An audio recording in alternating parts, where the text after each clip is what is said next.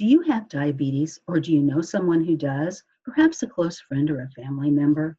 If so, you're most likely aware of the frustrations and concerns that come along with this serious disease.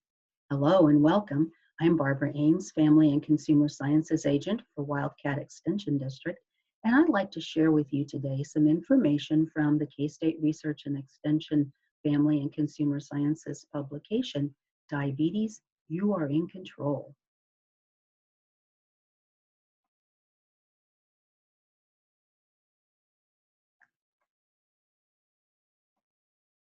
You're probably aware that K-State Research and Extension programming is open to all people, and we hope you will benefit from what we have to share today about managing diabetes. This lesson was updated in 2020 by Sarah Saar, Gail Price, and myself, and published by K-State Research and Extension. If you would like to download a copy of the fact sheet that accompanies this lesson, it is available for free download at our K-State online bookstore. The link is shown at the bottom of this screen. The objectives of the lesson are, first of all, to discuss some facts about diabetes, and then to identify risk factors and symptoms of type 2 diabetes, and then to help identify some lifestyle choices and behaviors that can help prevent or delay diabetes. So first of all, there are several types of diabetes. Prediabetes is a serious health condition in which blood glucose levels are higher than normal, but not high enough for a diagnosis of type 2 diabetes. In type 1 diabetes, it's usually diagnosed in children and young adults, but can appear at any age. In this type of diabetes, the cells in the pancreas that are responsible for making insulin have been destroyed. In type 2 diabetes, it occurs when the body can't use the insulin that it produces. Over time, the pancreas just can't produce enough insulin to keep the blood glucose in control. And then there's diabetes in pregnancy or gestational diabetes. This usually occurs in mid to late pregnancy. The symptoms of the disease normally will go away after the birth of the baby. In this one, the body doesn't produce or use all of the insulin it needs during pregnancy. The lesson here today is focused on the most prevalent type of diabetes, or type 2 diabetes. 95% of those with diabetes have type 2. Understanding the proper self-management of the disease is critical to helping reduce the risk of diabetes.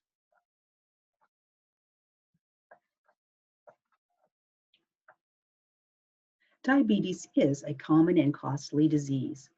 10.5% of Kansas adults have been diagnosed with diabetes. When we have diabetes, the food consumed is broken down. For anyone, the food a person consumes is broken down into glucose and is used for energy to fuel the body. Glucose in the bloodstream is also called blood sugar. When the blood glucose level in the blood increases, it signals the pancreas to produce and release insulin. The hormone insulin helps glucose enter your cells to be used as energy. Then when you have diabetes, your body doesn't make enough insulin, or the body can't effectively use the insulin that it produces. When there is a lack of insulin, blood glucose builds up in the blood and can result in health problems or diabetes complications. A fasting blood glucose of 126 or greater when tested at least twice is one way that a diagnosis of diabetes can be made. When diabetes is uncontrolled, the extra blood glucose in your blood can have a harmful effect on most of the organ systems in the human body. It's a frequent cause of end-stage renal disease, non-traumatic lower extremity amputations, and a leading cause of blindness among working-age adults. And also, persons with diabetes are at increased risk for heart disease, neuropathy, and stroke. In economic terms, the direct medical expenditures attributable to diabetes in the United States in 2012 was estimated to be $176 billion. So it does have quite an economic impact. So are you at risk? Since 2005, the number of adults diagnosed with diabetes has more than doubled. Type 2 diabetes, as I've already mentioned, accounts for over 90% of diabetes cases. Risk factors are shown on the screen. If you are overweight, age 45 or older, if you have a parent, brother, or sister with type 2 diabetes, if you're physically active less than 3 times a week, or if you had diabetes while pregnant or gave birth to a baby weighing more than 9 pounds, you have a little bit greater risk of having diabetes. Diabetes disproportionately affects minority populations as well as the elderly, and its incidence, therefore, is likely to keep increasing as minority populations grow in the United States and our U.S. population becomes older.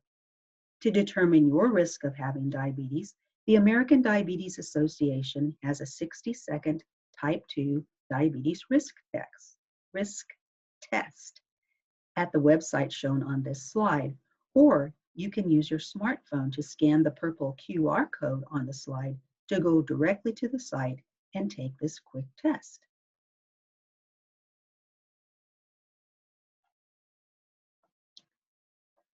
So what does it mean to self-manage your disease? Eating appropriate amounts of nutritious foods, getting the recommended amounts of physical activity, as well as taking your medications as instructed and checking your blood glucose as instructed will help keep your blood glucose levels in normal range. This will not only reduce your risk of complications in the future, such as heart disease and kidney disease, as we've mentioned, but will also provide you with more energy and help you to just generally overall feel better. As has been discussed, diabetes is a common, complex, and serious disease, and managing it every day can be challenging. So to help you, diabetes care and education specialists have developed 7 key areas to focus on. You can see them here on this screen. These 7 healthcare behaviors are important for a person with diabetes to self-manage as an effective way to help reduce and control those complications of diabetes that we've already mentioned. So let's briefly discuss each one of the self-care behaviors. Let's start out with healthy eating. I bet you guessed that one right in before you even started, right? Healthy eating refers to eating high quality, nutritionally dense foods in amounts that lead to better health and wellness. Following an eating pattern that consists of a variety of fruits and vegetables, low-fat dairy, lean protein sources, whole grains, and limiting salt, added sugars, trans fats, and saturated fats will help you control diabetes. Self-manage diabetes and help reduce the risk of diabetes complications. Knowledge is power. Knowing what foods will raise your blood glucose is an essential part of following a healthy meal plan. One way to manage that is just to familiarize yourself with the plate planning method to better help you plan those meals and snacks.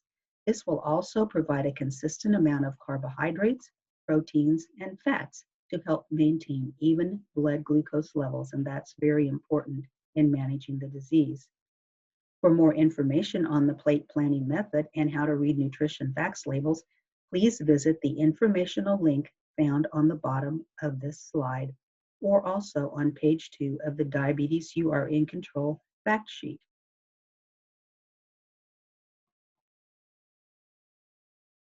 Any activity is better than none.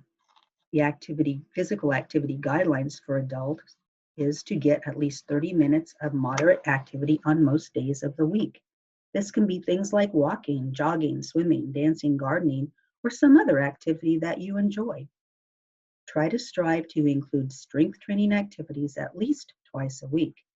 Physical activity is not just for weight loss, but it also helps decrease blood glucose and cholesterol, helps improve blood pressure, lower stress and anxiety, and it can improve your mood and your energy level as well. Monitoring your blood glucose regularly as directed by your healthcare team is necessary also to ensure that your blood glucose is within your target goals. Knowing your blood glucose levels can help you adjust your nutrition and physical activity choices to help your body perform at its best. Monitoring also means to keep track of overall health, so knowing your health numbers for blood pressure and cholesterol, as well as your weight, is important. Your healthcare team may feel it is necessary for you to use a meter to monitor your blood glucose, and if so, they'll help you become comfortable using the equipment needed. Even with making healthy food choices and being physically active, you may need to take medication or insulin to manage your blood glucose levels more effectively, will be at which will be at the discretion of your primary care physician, of course. Diabetes increases your risk for a variety of chronic diseases, so it's important to tell your doctor about all medications and supplements you are already taking. This communication will help avoid potential interactions with medications taken for other health conditions. Be sure to take your medication or insulin at the appropriate times, as well as eating and exercising as instructed. When you have diabetes, you can follow your treatment plan. You can check your blood glucose or your blood sugar often and still find that you don't always get the results that you hope for. Diabetes changes over time sometimes, so you may need to find new ways to manage it. So become familiar with situations that may cause your blood glucose levels to change. Some of those situations might be illness such as flu, changing in eating times like when you're on vacation, or possibly when visiting a family member where your food choices might be challenged, or also during stressful life situations. Knowing how to compensate for different situations is necessary to help you self-manage diabetes. Problem solving is challenging, but you know what? With time, you will improve. Just remember to be patient with yourself. Self-managing your diabetes by eating foods that are healthy choices, being active, and taking medications as directed by your physician can help reduce your risk of diabetes-related complications, such as heart attack, stroke, kidney and nerve damage, and loss of vision. So it's very important to get regular physical checkups by your physician, have a regular eye exam, visit the dentist every 6 months, take care of your feet, and most importantly, listen to your body. If something doesn't seem right, call your doctor. Self-managing also means taking care of your physical health as well as your emotional health. Managing diabetes can be overwhelming at times. Finding ways to manage that stress in a healthy manner is essential because stress can raise your blood glucose levels. Getting adequate sleep is one way to help manage your stress. Lack of sleep raises stress hormones in the body, which increases glucose levels. Having a positive attitude about your disease and having positive relationships with others that can help support you is important to coping and successful self-management. You can live well with diabetes and have a quality of life that you deserve with the right guidance, support, and coping skills. And just remember that you are in control. Adapting one's life each day to control a chronic disease can be difficult and stressful, challenging to say the least.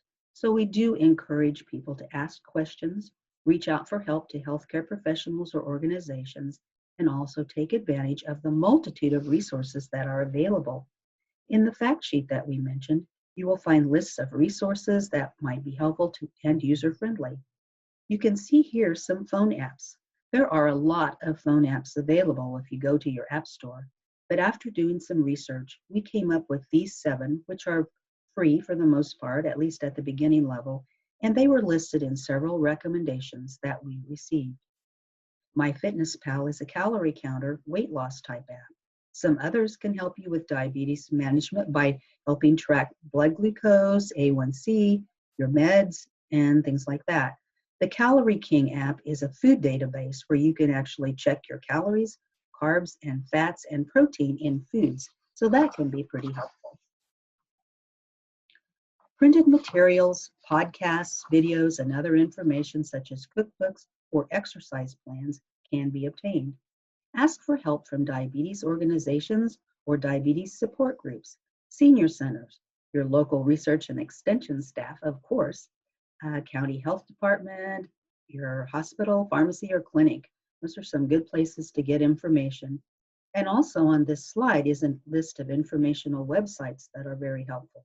I particularly like Diabetes Food Hub because it's full of diabetes-friendly recipes and organized into sections to make them easy to find. I also use the Calorie King food database, or there is a Calorie King book that you can buy that's helpful just to take with you or have on hand.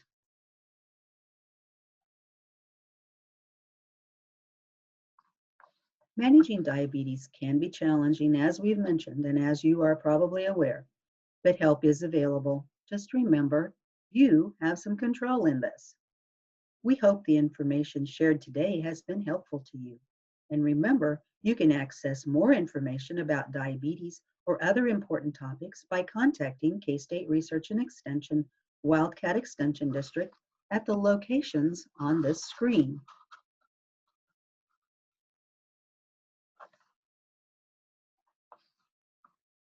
We would appreciate your comments and information about your comments, excuse me. We would appreciate your comments about the information that we've covered today in this presentation. The QR code on the screen will take you to a web location where you can share feedback about the lesson. You just hold your smartphone camera over the QR code and click the link that comes up to get a screen where you can input your feedback. Or if you'd rather, you can find the location and offer feedback by accessing the web address given above the QR code on the screen. We would love to hear your comments and encourage you to share them in one of these three ways. Thank you for watching, and we hope you will join us again soon.